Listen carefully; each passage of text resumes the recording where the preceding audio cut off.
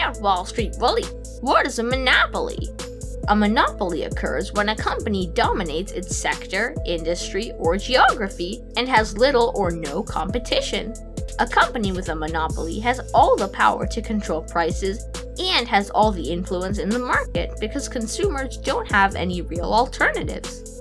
For example, Google has a monopoly on the search engine market because it controls over 90% of all searches. What are some of the key features of a monopoly? While all monopolies don't show these traits, these are some signs of a monopoly. 1. Single seller or a huge market share. When there is only one seller for a product or service, or a single seller controls the majority of the market, they have a monopoly. For example, Netflix used to enjoy a monopoly before other streaming services started. 2. Patents. When a company owns a patent that prevents other companies from manufacturing or selling the product, it limits competition. This is very common in the pharmaceutical industry. 3. Technological advantage.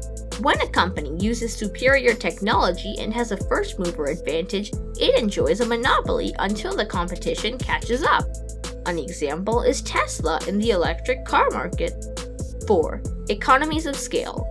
Because of its large size, a company can get its supplies at a huge discount, allowing it to lower prices and drive out competition. 2 examples are Amazon and Walmart. 5. Market manipulation. The lack of competition allows a monopoly to raise prices without negative consequences and engage in price discrimination. For example, movie theater convenience stands can charge exorbitant amounts for candy and popcorn as the patrons cannot bring in outside food. How are monopolies formed? Some monopolies, called natural monopolies, happen either due to a lack of competition or because of a high entry barrier in that particular geography or industry, caused by patents, specialized technology, high startup costs, etc. But monopolies can also be created over time from 2 or more powerful companies merging, or from a government sanctioning a monopoly for essential goods and services.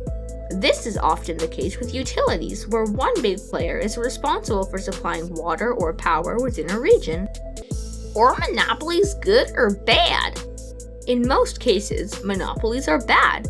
Competition is the biggest driving factor for high-quality products, innovation, and low prices.